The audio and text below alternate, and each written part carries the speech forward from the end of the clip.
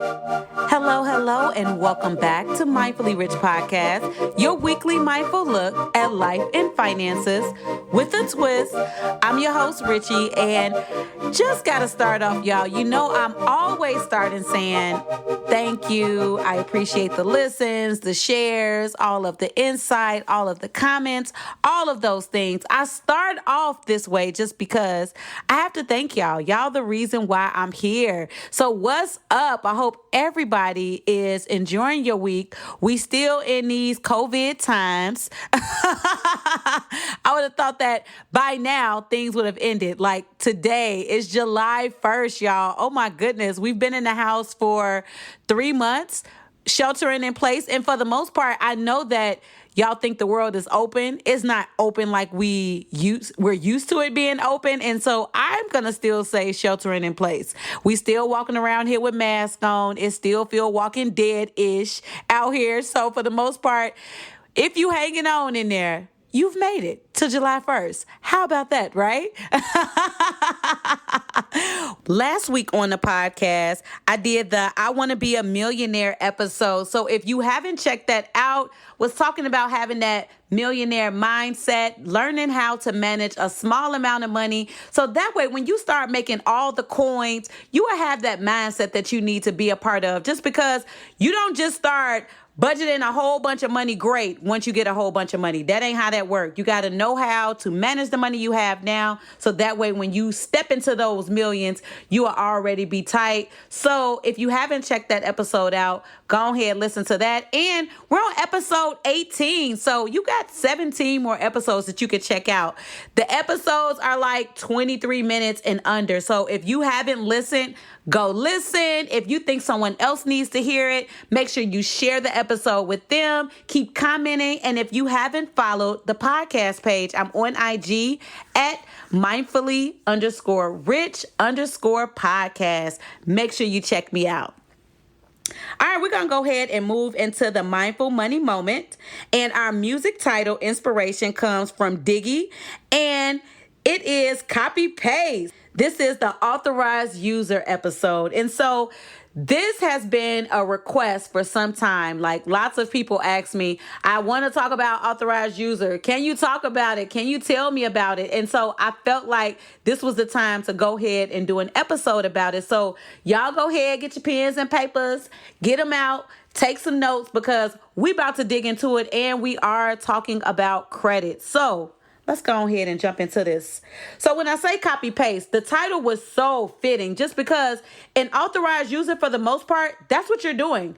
You're copying whatever it is the person who holds a credit card, the good credit that they've been accumulating on that credit card, the history that they're accumulating, you're copying that and you are pasting it over to your credit report. So an authorized user in the traditional form, what it is when a person has a credit card, they're able to say, I would like to have this person be an authorized user on that credit card. And so what happens is you then have access to that person's credit card. You also get that trade line because credit cards are trade lines. That trade line is added to your credit report and you get a chance to benefit from whatever good history that person has started so far. So whenever it is that is added to your credit report, the history starts there. So if you're the authorized user for someone that has great credit, they keep their card, low balances. I don't know if y'all remember from the credit report episode, you have to keep low balances on credit cards in order for that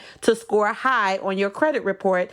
And when you're benefiting from whatever good history it is they have, those good balances, that good limit that they're showing, that is copied over onto your credit report. And so that's how you benefit from that. And so this technique, for the most part, it was used most as an underwriter because I'm going to give y'all an underwriter's perspective.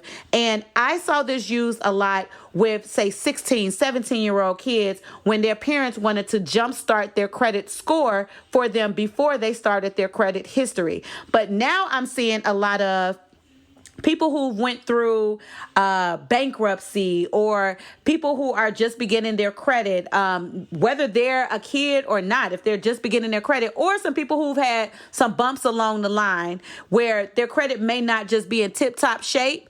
I'm seeing these people be added as authorized users onto credit cards so that they can jumpstart their credit score. And that's basically what it's doing. Remember, you're copying whatever that history is that that card holder has, and that is going over onto your credit report. Now, this can be a wonderful thing. If you're added as an authorized user to someone's credit card who pays their bills, like I said, they keeping them balances low, this can be a great jump start just to your credit score. Now, let me tell you how it can go bad. It goes bad when that person who now you're the authorized user on that credit card, when they not paying their bills. That's the stories that people don't get a chance to hear. They don't hear that when that person isn't paying good, that is still reflecting now on your credit score. So it's all good when everything is good, but when it goes bad, it can be bad very quick. But see, the good thing about being an authorized user on someone's credit card is you can be removed. They can take you off of that. The only thing is that credit history from when you were an authorized user, it will remain on your credit report. Now, here's the good news about that. Being an authorized user, as an underwriter, we know this is not your credit. That trade line may be on there to help you jumpstart your credit score, but we know this is not your credit. And so when I would have people apply for a credit card or apply for an auto loan, personal loan, any of those type of loans, and all I see is an authorized user, you're an authorized user on a credit card, that's the only thing you have on your credit report, you haven't built credit yet. Somebody else has been building credit that you copying and pasting and putting on your credit report right now. And what it's doing is it's jumpstarting your score, but it's not jumpstarting your own credit history. And so it's always best if you want to use that system, that technique to the best that you can become an authorized user on someone's credit card to help you jumpstart your score. But you also need to partner that with your own type of trade line. And when I say open your own trade line, whether you get a credit card yourself, when people are beginning credit, I always like to say do some type of savings builder loan. I'm going to do a whole episode on that, but do a savings builder type loan. You have to look it up for now. I'm doing an episode on it next week, so I can't tell y'all about it. But a savings builder type loan, those are good. A secured loan, any of those type of loans partnered with being the authorized user on someone's credit card can help you to not only build your own credit history, but also jumpstarting your credit score with that authorized being an authorized user. All right, y'all, that lovely hollering voice that you just heard in the background was my baby girl. I record my episodes at home. This is real life. I'm a mommy. No studios, just at the crib. So that was my baby girl, but we're going to go ahead and get back on task. All right, so another question that I get is, who should you ask to be added as their authorized user to a credit card? So who should you ask?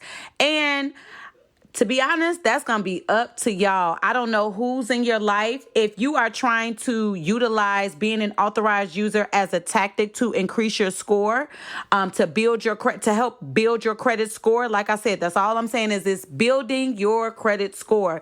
You have to know firsthand that this person is keeping up with their credit card. They're keeping up with the balances. They have good credit. And so if there's someone in your life that you know like that, and if you just, talk to them and just say, hey, I'm just trying to build my credit up. I'm going to get my own credit product too, but I know that being an authorized user can help my score because you already have this established credit card.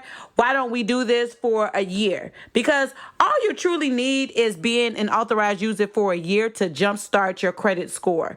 Then if you're doing that alongside of, like I've said earlier, have your own credit product that you're building your own credit history, building your own credit report with, then you'll be good to go. And so you want to ask someone that you know has good credit, someone that is in good standing, not in okay standing. You need that person that's in excellent standing. Just saying, if we just really trying to boost our credit score up and get that jump start, you want somebody that's in excellent shape. You don't want to ask that person that's iffy, that person that keep their balances all the way to the limit.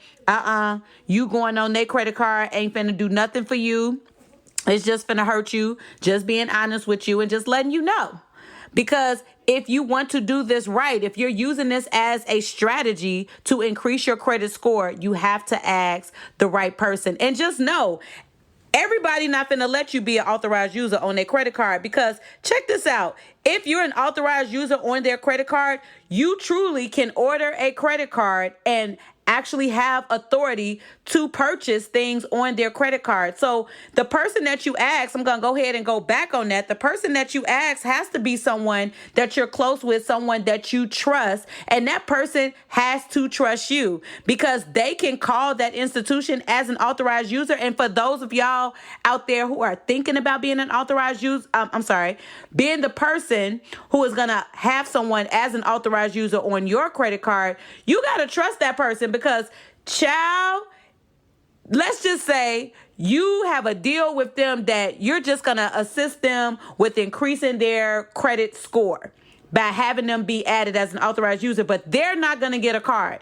But they decide, I'm an authorized user. I'm finna go ahead and call your financial institution where this credit card is at and order me a card. Guess what? They can, because they're now an authorized user. Us at the financial institution, we'll see the paperwork that you signed to add them as an authorized user. So we will give them a card. So you really have to make sure that you are looking at this the right way. Although we all want to help people out sometimes, but we're talking about your credit here. So just knowing that if you add an authorized user, if you have an agreement with this person, I'm only going to help you just to jumpstart your credit score for a little while. I'm not going to order you a card. Make sure that is communicated. Communication is very important, especially when you add an authorized user, or you may be adding an authorized user and you really want them to have access to your credit line. And so they get a card, but make sure you talk to them about, hey, this is what spending looks like on this, because you wanted to be added as an authorized user to my card for a reason. It's because I have good spending habits. I'm going to need you to keep up with them good spending habits that I have. So another question that I get about authorized users is, what's the difference between an authorized user and a joint user on a credit card? So the difference is the joint user on a credit card. So say it's me and someone else. If they come on my credit card as a joint, that just means that both of our credit history, both of our incomes, all of our whole credit picture and our income picture was used to determine if we got the credit card. That means that we are both responsible for that credit card. If it were to go bad, if it's good, we are the ones who have to pay, both me and that joint user of the credit card. For an authorized user of the credit card, if the person who is, the person on the credit card, if they don't pay it, you're not responsible as an authorized user. You're not responsible at all. They can only go to the person who is the owner of that credit card. They may contact you as a reference because you are also on the card as an authorized user, meaning that you have purchasing ability, but it doesn't mean that you are responsible for paying back the card. So I want y'all to hear me really good with that.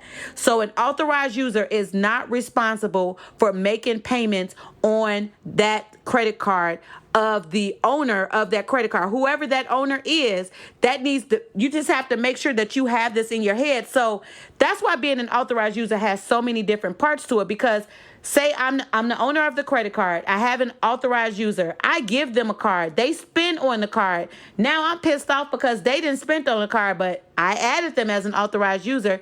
They're not responsible for making any of those payments back. So y'all are clearly seeing that being an authorized user on a card or adding an authorized user to your credit card, there's a lot of things that need to be thought about first. There are some things that you need to discuss with the person that you're adding, or the person on the other hand who is being added as an authorized user. You need to make sure that you're having some conversations with the person that you're trying to have add you as their authorized user. Y'all, I know I'm saying the word so many times and you're probably spinning in circles, but keep up with me. You got this. You got this. So just to understand what the difference between a joint user on a credit card is versus what an authorized user on a credit card is, because that's a huge question that people ask all the time. Just because a person is authorized, that just means that they have the ability to spend, doesn't mean that they are responsible for making those payments back. And so the last question that I get is, so should I do it? Is this something that I should do? All right, like I said, that is going to be on you and the trust level that you have for the card owner, the trust that you have with the person you're trying to add as the authorized user, and for the authorized user, the trust that you have with the card owner. Just because both people have things, they have pros and cons that go along with that.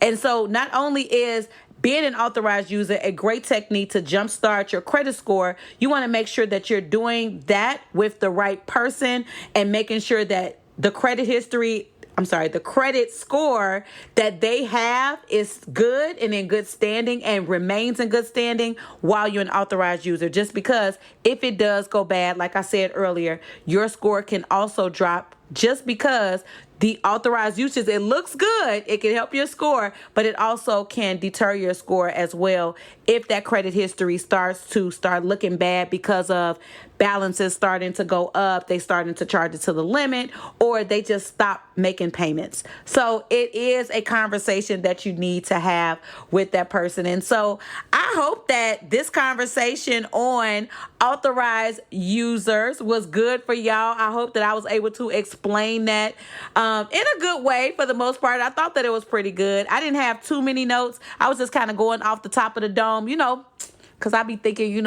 I be knowing stuff. I do be knowing stuff. Let me stop saying I be thinking. I do know stuff. And so in my history, I think I've given this to y'all before. I am a certified financial educator. I have been an underwriter for years. I understand credit like the back of my hand, y'all. I absolutely love talking about it. So I hope that I was able to bring some light to being an authorized user and what that picture looks like, how to use that as a great technique if it's for you. I hope that I gave you some good insight today. All right, y'all. Like I said, I am still trying to figure out what segments I want to do. I am not there yet, y'all. Lots of stuff on my plate, lots of things that I'm thinking up, and I'm cooking up some ideas for some things in the future of Mindfully Rich podcast. And so I have not had a chance to figure out what the segments are going to look like. So for right now, that's it. And I ain't got no more for right now. And once again, make sure you check out the older episodes. Like I said, this is episode 18. You got 17 more that you can check out. Lots of good stuff on there, y'all. Like I said, you get a chance to hear finances and life with a twist. And so I want y'all to really make sure that you're taking in the information, because it really is good information, but it's not for everybody. I understand. This is not for everybody's listening pleasure. I understand that. But for those of y'all that are listening, I truly, truly appreciate it. You can check me out everywhere on every podcast platform. I'm just going to let y'all know, when iHeartRadio put me on their platform, I was just like, you can't tell me nothing. I used to be a radio personality. And so on the radio station I was on, we were on iHeartRadio because I worked for iHeartMedia. And when I got my podcast on there, y'all, shoot, you couldn't tell me nothing. So you can find the podcast everywhere. Apple Podcasts is where I'm listening to the most. All my iPhone listeners out there, thank y'all so much. I mean, literally 70% of my audience has iPhones. It's crazy. Okay, so you can listen on Apple Podcasts, Spotify, iHeartRadio, any of those. And make sure that you follow the podcast page at mindfully_rich_podcast. And until next time, when I hit y'all with another one.